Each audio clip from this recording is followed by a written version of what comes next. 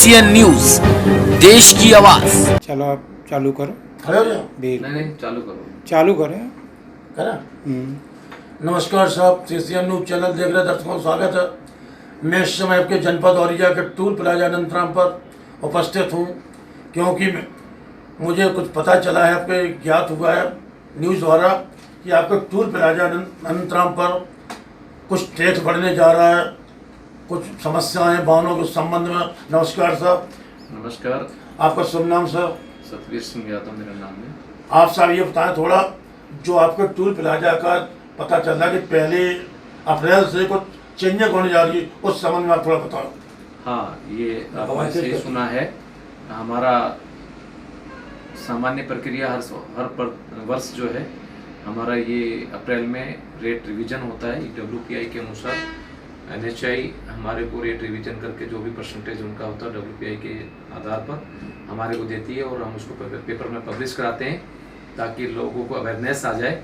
और आपने भी हमारे से ये क्वेश्चन किया, तो आपके चैनल के माध्यम से अवेयरनेस लाना चाहता हूँ कि हम 1 अप्रैल की रात को, 31 की रात को 1 अप्रैल सुबह 00 से हमारे ये रेट अप्लीकेबल हो जाएंगे। उसमें मात्र 10 रुपये, 15 रुपये, 50 रुपये तक बढ़े हैं हर गाड़ी के अलग अलग कैटेगरीज के हिसाब से।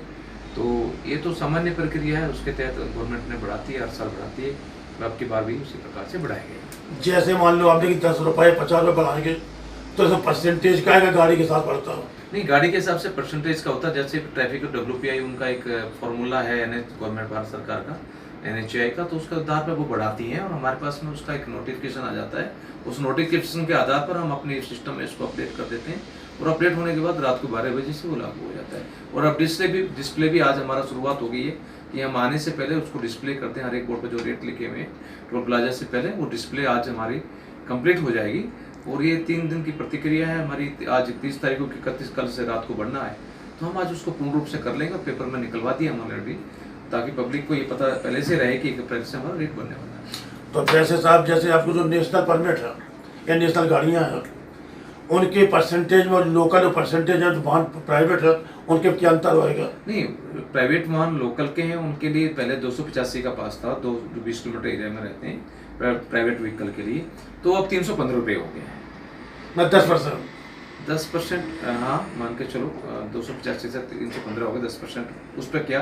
लेकिन हर एक पर 10% नहीं बढ़ा है। अच्छा। वो एक उनकी प्रक्रिया, वो कितना बढ़ाते हैं वो हमारे को। तो गवर्नमेंट, हम क्या है, गवर्नमेंट के अधीनस्थ काम कर रहे हैं। भारत सरकार ministry of road transport, national highway authority उसके अंदर काम करती है, नेशनल हाईवे अथॉरिटी के अंदर हम काम करते हैं। तो जैसे आप जो पढ़ने जा रहे हैं, तो जो आपका जो केंद्र सरकार के अधीन बढ़ते हैं, आपके जो राज्य सरकार के अधीन? नहीं, केंद्र सरकार के अधीन बढ़ते हैं, क्योंकि भारत सरकार की ही ये योजना है। National highway authority of India ministry of road transport के अंदर में आती है, तो ये हमारा स्टेट गवर्नमेंट से इसमें कोई लेना देना नहीं है। और सर, जब पढ़ जाएंगे तो इसका पूरा लेखा जोखा जिस आपके अप्रैल शुरू हो जाएगा?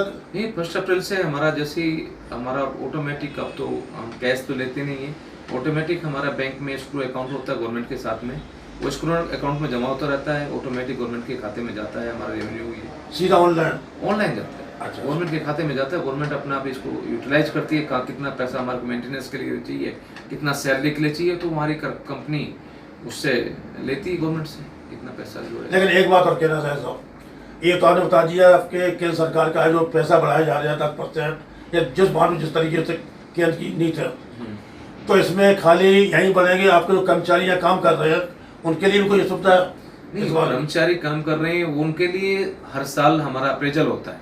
अच्छा। अप्रेजल मतलब इंक्रीमेंट होता है सैलरी का, और वो अप्रैल से लागू होता है। तो मई जून में उसकी भी प्रक्रिया शुरू हो जाएगी हमारा इंक्रीमेंट के अप्रेजल के लिए। जो हमारा KRA होता है, हमारा जितना भी हमारा पूरे साल में काम किया जवानों, जिस प्रकार से उनको हम अप्रेजल देना है, जिस प्रकार से इंक्रीमेंट देना है, वो हमारा HR डिपार्टमेंट और मैं यहाँ बैठ करके उनका डिसाइड करता हूँ, और अपना रिकमेंडेशन करके वो हेड ऑफिस भेजता हूँ। वहाँ से वो पूरा फाइनलाइज होकर के हमारे लग जाता है। तकरीबन 10% से अधिक हमारा इंक्रीमेंट लगता ही लगता है हर साल।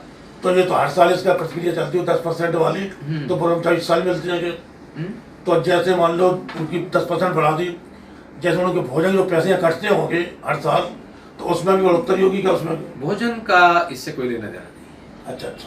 भोजन तो मार्केट के ऊपर डिपेंड करता है कि सब्जी हमारी किस प्रकार से मिल रही है, दाल हमारी किस प्रकार से मिल रही है, उस प्रकार से हमारा मैसिंग ऊपर नीचे होता रहता है।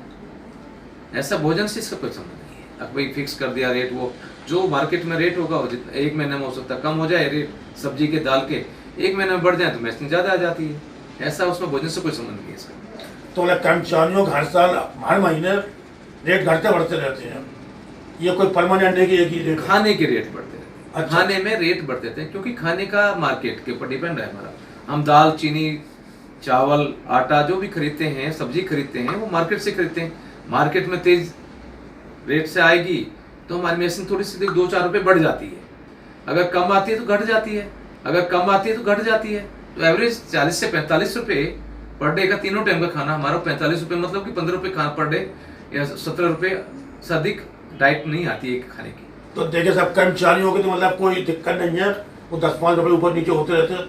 और साहब होता है टूल प्लाजा के जब ये तो बढ़ रही, और यहाँ और क्या सुविधा मिलेगी कर्मचारियों को? कर्मचारियों को सुविधा यहाँ पे भरपूर दी गई है। हमारे यहाँ पे 24 आवर्स लाइट, जैसे लाइट बिजली हमारी रो पावर चली जाती है तो ऑटोमेटिक जनरेटर चल जाते हैं 24 आवर्स। अभी कूलर हमने 80 कूलर हमारे लगे हुए हैं सारे इसमें कैंपस में। अच्छा। सभी की घास को चेंज करवा रहे हैं, घास लगेगी, उनकी मोटर खराब है, कुछ खराब, उनकी सफाई करके रखे हुए थे, हम उनको सब दोबारा वापस लगा देंगे। 24 आवर्स उनको कूलर मिलता है।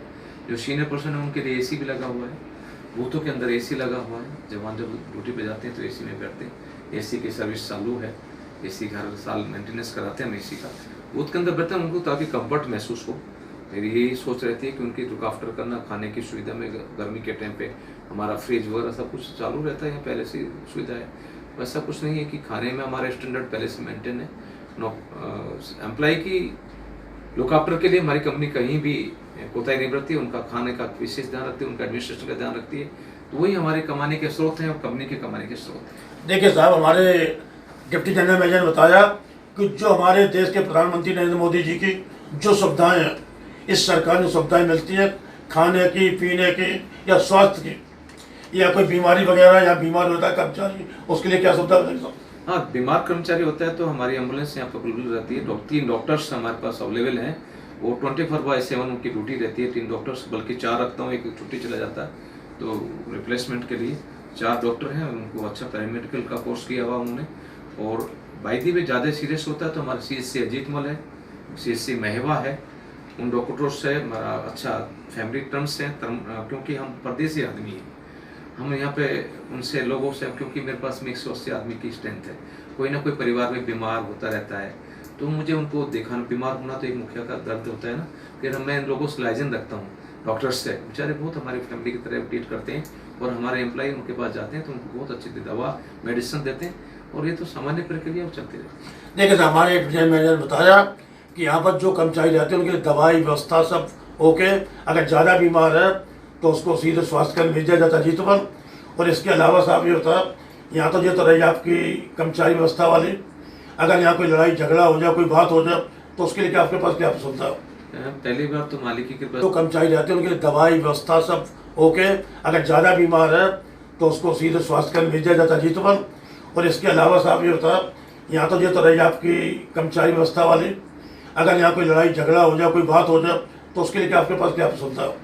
पहली बार तो मालिकी के पास से कोई लड़ाई झगड़ा अभी तक 10 साल में इतना विशेष रूप से हुआ नहीं है। बाई दी छोटी मोटी घटनाएं चलती रहती हैं तो हमारे जो कर्मचारी हैं, जो सीनियर शिफ्ट इंचार्ज, सुपरवाइजर्स, नीचे PRO साहब, एडमिन वगैरह, वो भली भांति उस कार्य को टैकल कर लेते हैं। मैंने मालिकी के पास से उनको अच्छी सिखलाई दी हुई है। छोटी मोटी घटना के लिए हम एडमिनिस्ट्रेशन को तंग नहीं करते हैं।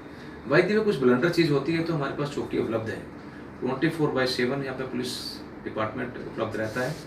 तो वो कानून प्रक्रिया के लिए जरूरत पड़ती है तो वो हमारे साथ में बहुत मदद करते हैं।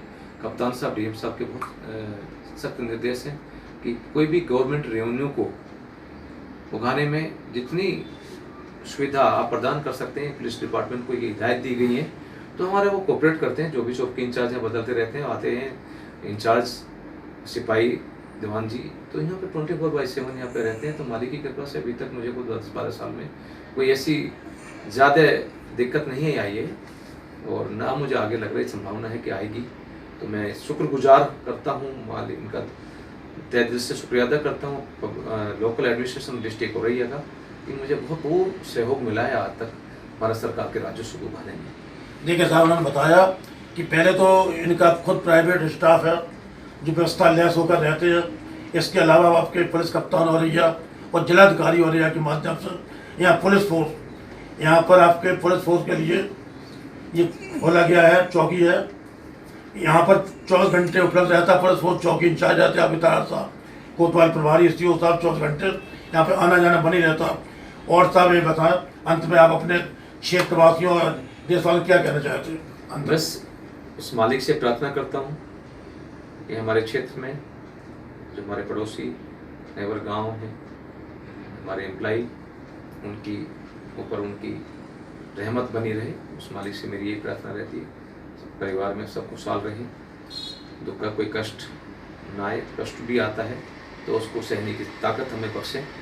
उस मालिक से बस यही प्रार्थना है कि सबको ताकत बख्शे, कोई भी विपत्ति आने पर उसको हम सहन कर सकें। देखिए साहब, हमारे सामने थोड़े समय में बहुत कुछ बता दिया है। मैंने इन शब्दों के साथ अपनी बात समाप्त करता हूँ। Crime control news bureau chief Auraiya Subhash Pathak, cameraman Safar Kushwaha के साथ।